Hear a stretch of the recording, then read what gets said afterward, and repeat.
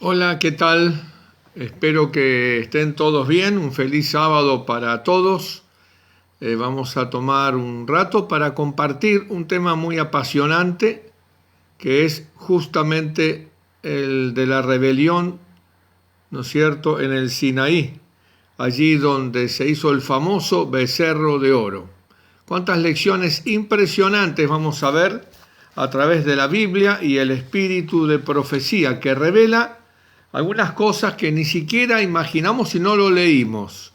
Así que te invito a prestar atención a este repaso de este tema y vamos a abrir la Biblia en Éxodo capítulo 32.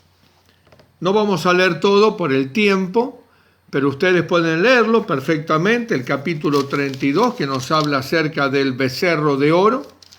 Allí Moisés tenía que subir al monte, correcto, con Josué y iba a recibir las tablas de piedra, los mandamientos de Dios, mientras Israel quedaba al pie del monte Sinaí, dirigido por Aarón, el hermano de Moisés, quien junto con Moisés habían enfrentado, ¿no es cierto?, la batalla allí en Egipto. Y ahora, luego de la liberación maravillosa de Dios, de los milagros que Dios había hecho, ahora habían cruzado el Mar Rojo y ahora estaban allí al pie del Sinaí, donde Dios iba a revelar en forma maravillosa. Pero algo ocurrió, algo increíble ocurrió. Resulta que como Moisés tardaba, dice la Biblia, ustedes pueden leer todo el capítulo después, resulta de que un grupo de dirigentes desconformes porque Moisés tardaba en volver, no sabían qué le hubiera ocurrido, dice la Biblia, ellos presionaron para hacerse un dios. Vamos a abrir aquí en Éxodo 32, en el versículo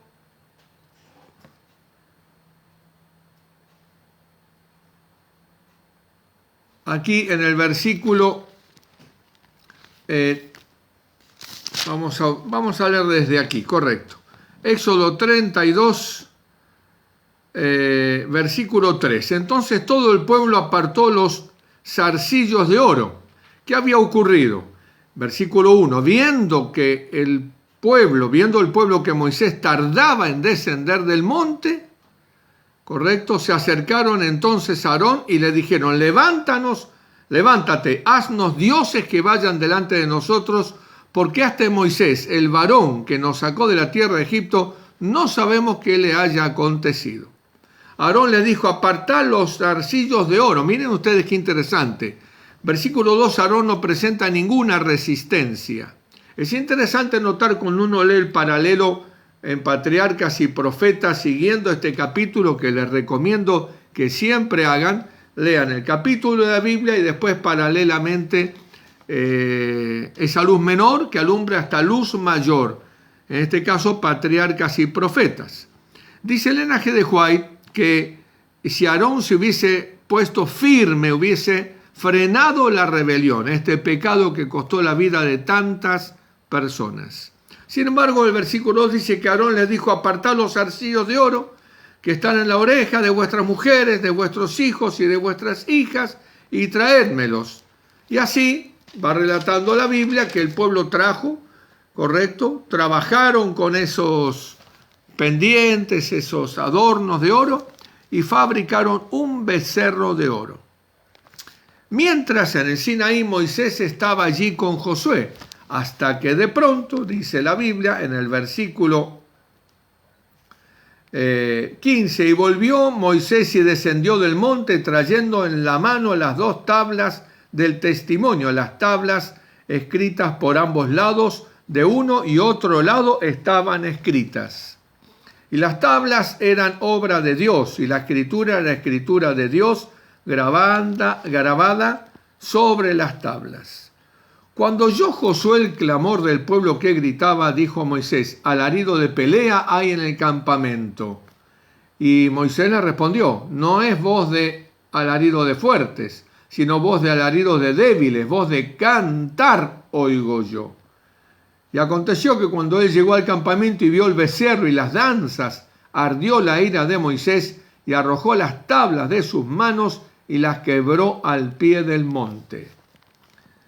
Tomó el becerro que habían hecho y lo quemó en el fuego y lo molió hasta reducirlo a polvo, que esparció sobre las aguas y lo dio a beber a los hijos de Israel.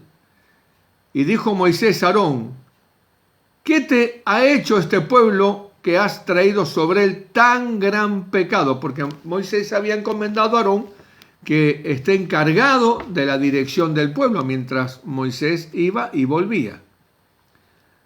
Entonces Aarón respondió: no se enoje, mi señor, tú conoces al pueblo que es inclinado al mal. Comienza a justificarse. Porque me dijeron: haznos dioses que vayan delante de nosotros, porque a este Moisés, el varón que nos sacó de la tierra de Egipto, no sabemos qué le haya ocurrido. Y yo le respondí: ¿quién tiene oro? Apartadlo.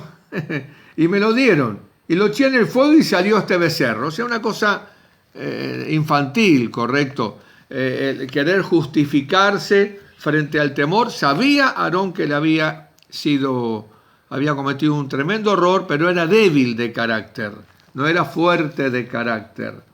Y entonces dijo esto que parece cómico: lo eché al fuego y salió, o sea, milagrosamente salió un becerro de oro, correcto. Entonces, viendo Moisés que el pueblo estaba desenfrenado, porque Aarón lo había permitido para vergüenza entre sus enemigos, claro, porque están siendo observados por las naciones, se puso Moisés a la puerta del campamento y dijo: bueno, aquí viene la parte más importante que yo quiero desarrollar en este tema. Moisés destruye el becerro, se para frente al pueblo y les hace una pregunta. La pregunta es muy interesante. Dice Moisés aquí en el versículo 25: y viendo Moisés que el pueblo estaba desenfrenado porque Aarón lo había permitido, para vergüenza a sus enemigos, se puso Moisés a la puerta del campamento y dijo: ¿quién está por Jehová? Júntese conmigo. Y bueno, la oportunidad que Dios le está dando para que se arrepientan. ¿Quién está por Jehová? Sin embargo, la Biblia lamentablemente revela que se juntaron con él todos los hijos de Leví, pero eran 12 tribus. La tribu de Leví solamente se juntó y él les dijo: así ha dicho Jehová, el Dios de Israel: poned cada uno su espada sobre su muslo, pasad y volved de puerta a puerta por el campamento y matad cada uno a su hermano, a su amigo y a su pariente. Y los hijos de Leví lo hicieron conforme al dicho de Moisés, y cayeron del pueblo en aquel día como 3,000 hombres. Entonces Moisés dijo: hoy os habéis consagrado a Jehová, pues cada uno se ha consagrado en su hijo y en su hermano, para que él dé bendición hoy sobre vosotros. Y aconteció que al día siguiente dijo Moisés al pueblo: vosotros habéis cometido un gran pecado, pero yo subiré ahora a Jehová, quizás lo aplaque acerca de vuestro pecado. Quiero resaltar especialmente lo que hemos leído hasta acá, especialmente el versículo 27 y 28.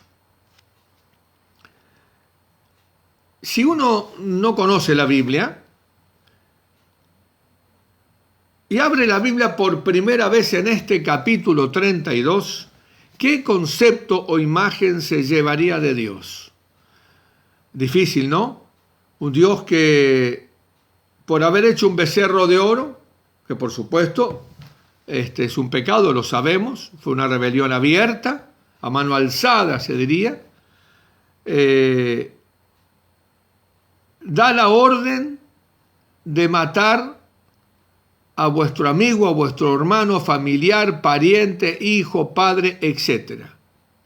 ¿Qué concepto se puede crear en la mente de alguien que abre la Biblia por primera vez en este capítulo?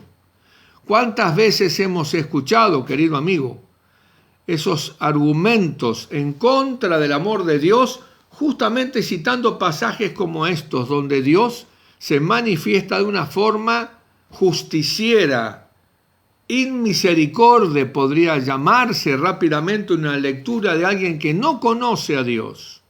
El enemigo, si no se estudia decididamente estos versículos a la luz que Dios nos ha dado, el enemigo puede sacar mucha ventaja para destruir el concepto del amor de Dios en la mente del lector y encontrar un Dios tirano que corta la cabeza. Gracias a Dios, el Señor nos ha dado este precioso libro que es Patriarcas y Profetas. Yo lo tengo marcado en esta versión, tengo el tomo rojo, que es el que más leo. Pero en esta versión, ¿no es cierto?, la versión de 5 tomos, lo he marcado. Está de la página 320 a la 322. Queridos amigos, es una revelación increíble la que hace el Señor aquí. Nos permite entrar en la forma en que Dios va resolviendo junto con los representantes de los mundos, manteniendo el equilibrio en el universo entero. No solamente el conflicto es en la tierra, el conflicto es universal. Si yo fuere levantado entre el cielo y la tierra, a todos atraeré a mí. Cuando uno lee en estas páginas 320 a la 322, se queda absolutamente sorprendido. Yo lo desglosé en versículos, en pedazos, para que pueda ser mejor entendible. Especialmente en el versículo 27 que leímos en primer lugar, dice: y les dijo así, ha dicho Jehová, el Dios de Israel, poned cada uno su espada sobre sus muslos, pasad y volved de puerta a puerta por el campamento y matad cada uno a su hermano y a su amigo y a su pariente. ¡Wow! No es fácil, correcto, esta orden que está dando el Señor. Pero aquí justamente en estas páginas dice que los hombres deben precaverse de cómo en su ceguedad humana juzgan y condenan a sus semejantes. Pero cuando Dios les ordena ejecutar, y no se asuste, hoy Dios no ordena ejecutar, pero en esos tiempos Dios usaba estos métodos. Lo vemos muchas veces, correcto. Pero cuando Dios ordena ejecutar su sentencia sobre la iniquidad, se debe obedecer. Dios usó a Israel como mano de justicia, y en este caso puntual sobre el pecado dentro de su propio pueblo. Pero cuidado, punto 1, no debemos juzgar, pero cuando la orden proviene de Dios, debemos obedecer lo que Dios pide. En este caso puntual, Israel era la mano de justicia de Dios, no siempre, correcto, pero muchas veces Dios usó a Israel como mano de justicia. No me pregunten cómo, ¿por qué? Porque no revela la Escritura esto. Yo puedo compartir hasta donde está revelado, pero hay algo muy interesante para comprender. Punto 2, dos versículos antes, 25 en adelante. Y viendo Moisés que el pueblo estaba desenfrenado, porque Aarón lo había permitido, para vergüenza entre sus enemigos, o sea, para vergüenza de los pueblos que estaban observando, se puso Moisés a la puerta del campamento y dijo: ¿quién está por Jehová? La misericordia. Sin embargo, a pesar de la orden que después va a venir, aún entonces con esta rebelión abierta se manifestó la misericordia de Dios. Mientras sostenía el rigor de su ley, dice aquí en estas páginas, les concedió libertad para elegir y oportunidad para que todos se arrepintiesen. Dios nunca ejecuta sin dar oportunidad antes. En estos pasajes de las Escrituras, correcto, en estos 5 libros, especialmente en Éxodo, en Números, en Deuteronomio, donde vemos ciertas circunstancias muy parecidas. Estoy recordando ahora, por ejemplo, la rebelión de Coré. O sea, situaciones muy difíciles donde Dios eliminó a parte del pueblo con sus familiares. ¿Cómo Dios obra de esa manera? Bueno, el gran conflicto existente ha puesto a Dios en una situación de escoger el menor mal. Nada de esto hubiese ocurrido si el pecado no hubiese acontecido, no hubiese entrado en este mundo. Hoy, los que les tocara vivir sobre este planeta vivirían una vida eterna de felicidad, dicha y paz, igual que la que vive, entre comillas, el universo. Entre comillas, porque está pendiente del gran conflicto, correcto. Pero Dios siempre actúa con misericordia. Dios dio oportunidad de arrepentirse a todos. Siempre Dios da oportunidad. Pero cuando usted tiene un cajón lleno de manzanas y una manzana está podrida, allí larga feo olor, ¿usted qué hace? Corre las manzanas. Y lamentablemente esa manzana hay que sacarla porque va a contaminar el resto. El pecado es un terrible problema, un tremendo virus que contamina al ser humano, y Dios tiene que trabajar en medio del conflicto del pecado. Por eso Dios odia el pecado, aunque te ama a ti y me ama a mí, que somos pecadores. ¿Correcto? Dios odia el pecado, pero ama al pecador. Solo se exterminó, dice aquí también, a los que persistieron en la rebelión. Les dio una oportunidad y ellos persistieron en la rebelión.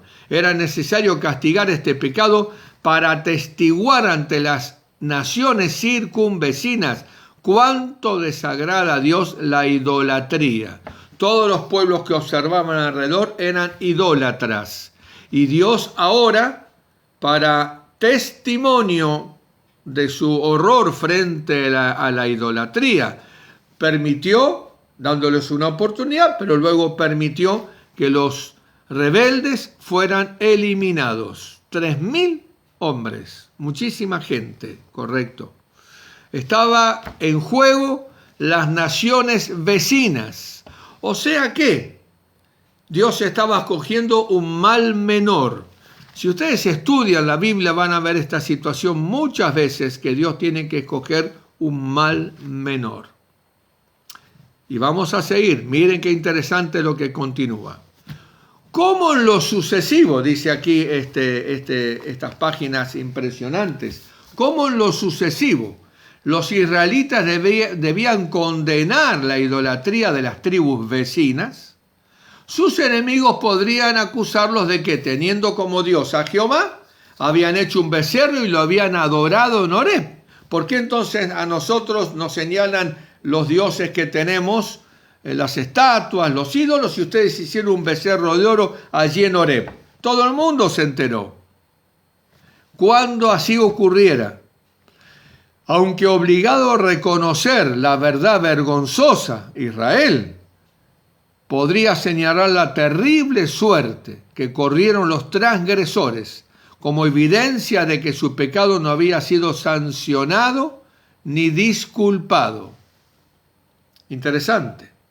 Esto es revelación del linaje de Juárez que Dios le ha dado. Es como correr el velo un cachito de ver cómo Dios piensa y resuelve las situaciones para testimonio a las naciones. Interesante. Otro punto más. Destruye a los que insisten en la rebelión para que no lleven a otros a la ruina. Esta gente estaba envalentonada, dice el texto bíblico que leímos, ¿no es cierto?, hace un ratito. Dice que esta gente, como dice este pasaje aquí, ellos estaban, ¿cómo? ¿En qué condición? Dice, y viendo Moisés que el pueblo estaba desenfrenado. Cuando el enemigo actúa en las personas, puede llegar a desenfrenarlas. Y entonces ya hay posiciones tomadas. De hecho, no aceptaron la oportunidad de misericordia y perdón. Se envalentonaron y se rebelaron abiertamente. Entonces Dios destruyó esta rebelión para que ellos no lleven a otros a la ruina. Opera para que no se contamine todo. La manzanita hay que sacarla, se pudre el resto, el mal menor. Y ahora viene una revelación increíble aquí en estas páginas. Yo lo subrayé ahí, ¿no es cierto?, al borde, todo, porque es apasionante. Me gustaría aprendérmelo de memoria esto. Escuchen ahora. De pronto comienza Elena G. de White a explicar y empieza a hablar de Caín. Un momento. ¿Qué tiene que ver Caín con la rebelión esta del Sinaí? ¿Qué tiene que ver Caín? ¿Por qué tengo que volver a siglos y siglos atrás y acordarme de Caín? Bueno, miren qué interesante. Para que vean cómo Dios tiene que resolver las cosas en función de su capacidad de ver todas las posibilidades, todas las jugadas del juego, y escoge siempre lo mejor o lo menos malo, diríamos lo menos malo. Escuchen, al perdonar la vida a Caín, Dios había demostrado al universo cuál sería el resultado si se permitiese que el pecado quedara impune. ¿Qué ocurre? Satanás había acusado a Dios de que, en el cielo, de que Dios no podía ser justo y misericordioso a la vez. Y que Dios era un tirano, que si vos le desobedecías te cortaba la cabeza. Y entonces ahora, ¿correcto?, el primer asesinato es Caín sobre su hermano Abel. Si Dios hubiese cortado la cabeza a Caín, que es lo que correspondía, y Caín hubiese muerto, Satanás estaba listo para saltar ante el universo, el representante de los mundos, etc., y señalar a Dios como justamente lo que él lo acusaba, un tirano. Tenés que estar de acuerdo, no podés estar en desacuerdo porque te cortan la cabeza. Entonces Dios, ¿qué hizo? Perdonó la vida a Caín, y más, ¿se acuerdan ustedes? Puso una marca sobre él, eso que no entendemos, acá se explica, una marca. Nadie lo iba a tocar. Dios le preservó la vida porque quería que vean cómo una sola persona en ese grado de rebelión podía causar y contaminar a todo un mundo antidiluviano que terminó en el desastre absoluto. Escuchen, la influencia que, por medio de su vida, la de Caín, y ejemplo, él ejerció sobre sus descendientes, condujo a un estado de corrupción que exigió la destrucción de todo el mundo por el diluvio. ¿Escuchó eso? ¿Escuchó, querido hermano, amigo, esto que estoy leyendo? Es increíble cómo las páginas se abren y se revelan. Así un poquito se corre el velo para que podamos ver cómo Dios tiene que resolver esta situación.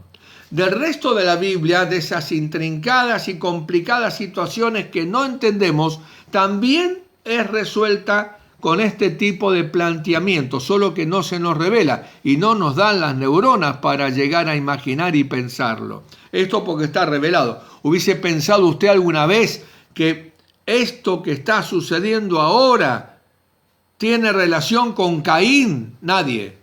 Sin embargo, es increíble. La historia de los antidiluvianos, escuchen, demuestra que una larga vida no es una bendición para el pecador. La gran paciencia de Dios no los movió a dejar la iniquidad. Cuanto más tiempo vivían los hombres, tanto más corruptos se tornaban. Bueno, tenemos un acontecimiento allí antes del diluvio.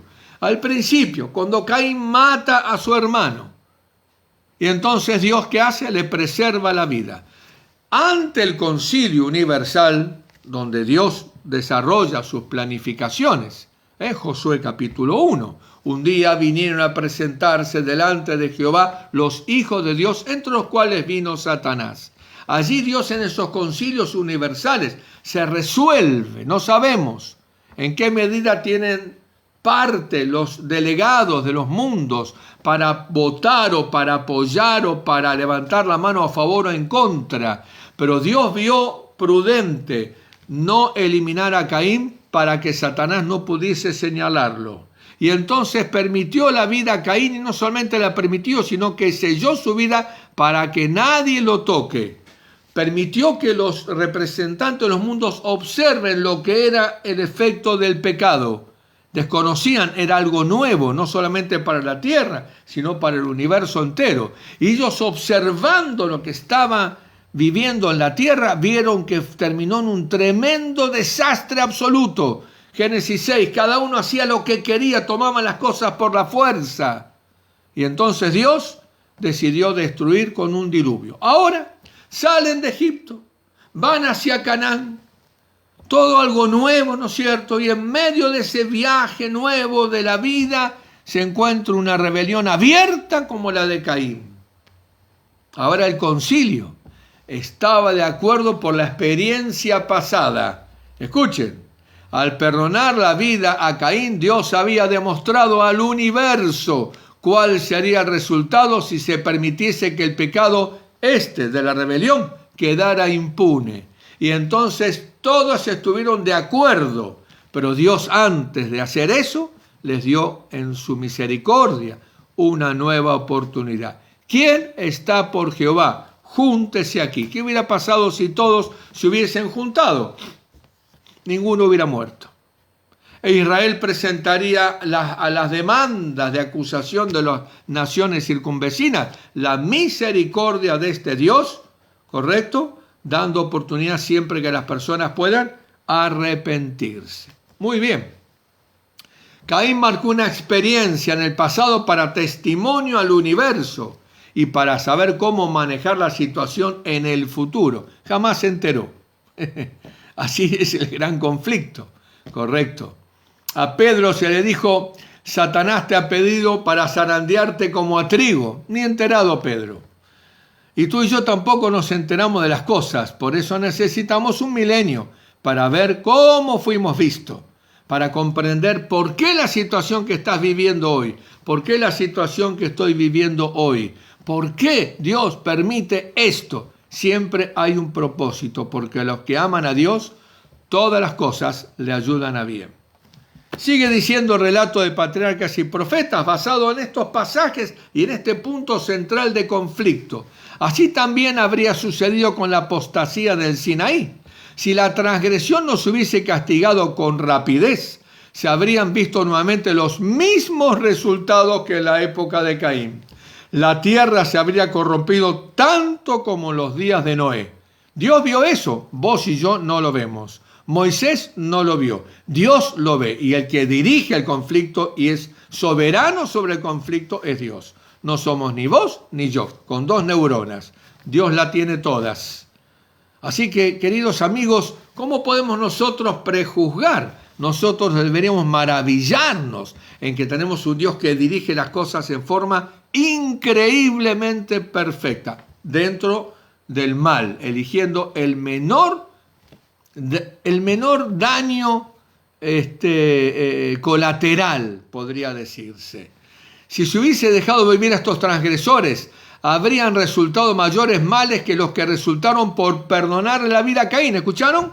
Si se hubiera dejado vivir a estos transgresores, habrían resultado mayores males de los que resultaron por perdonar la vida a Caín. Hubiese sido peor que lo que fue en el mundo antediluviano. Por obra de la misericordia de Dios, escuchen ahora, escuchen. Por obra de la misericordia de Dios sufrieron miles de personas para evitar la necesidad de castigar a millones. ¡Wow! ¿Escuchó eso, amigo? Qué luz maravillosa Dios nos ha dado, no nos ha dejado allí, en la ceguera, para rascarnos la cabeza y no comprender.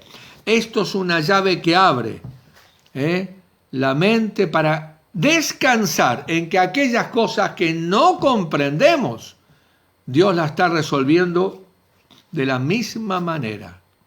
Para salvar a muchos, había que castigar a pocos. ¿Qué hizo Dios? Un mal menor. Escogió el mal menor. Increíble. Omnisciencia de Dios sobre el resultado sobre Israel. Él ve todas las posibilidades y escoge el menor mal posible. Increíble, ¿eh? Además, escuchen, como el pueblo había despreciado su lealtad a Dios, había perdido la protección divina y privada de su defensa, toda la nación quedaba expuesta a los ataques de sus enemigos. Si el mal no se hubiera eliminado rápidamente, pronto habrían sucumbido todos, víctimas de sus muchos y poderosos enemigos. Dios no lo hubiese podido resguardar. Los códigos de conflicto lo conoce el Señor, no nos están revelados. Fue necesario para el bien de Israel mismo y para dar una lección a las generaciones venideras que el crimen fuese castigado prontamente. ¿Le dolió a Dios esto? Por supuesto que le dolió. Pero era lo mejor que se podía hacer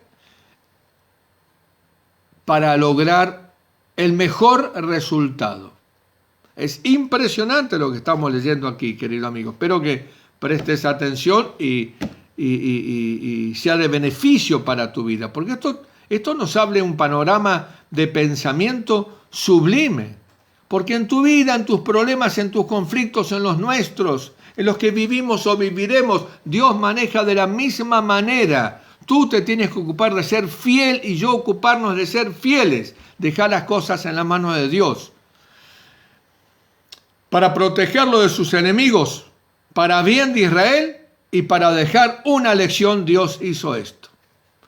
Fue por amor al mundo. ¡Wow! Fue por amor al mundo, dice Elena G. de White, por amor a Israel y aún por amor. Escuchen ahora esto, escuchen por favor. Fue por amor al mundo, por amor a Israel y por amor a los transgresores mismos, por lo que el crimen se castigó con rápida y terrible severidad. Por amor a los transgresores mismos, pero si lo hizo acuchillar ahí mismo y murieron. Sí, por amor a ellos, por amor al mundo, a Israel y a los transgresores. ¿Por qué? Escuchen. Y no fue menos misericordioso para los pecadores mismos, dice Elena G. de White, que se los detuviera a tiempo en su pecaminoso derrotero.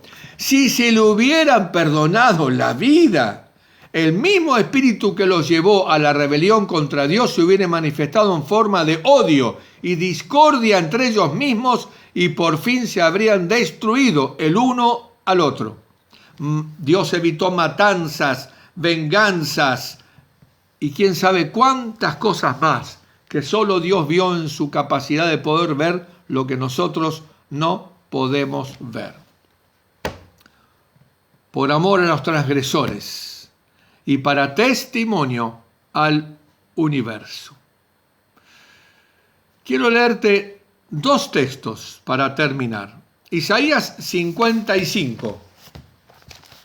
Y la verdad que cuando uno lee estos capítulos y lee esto que acabamos de leer a la luz de la luz menor que alumbra impresionantemente estos difíciles pasajes o imposibles pasajes de comprender, Isaías 55, estos textos que vamos a leer cobran una dimensión gigantesca. Isaías 55, versículo 8 y versículo 9. El Señor Jesús se sienta enfrente tuyo, te mira a los ojos.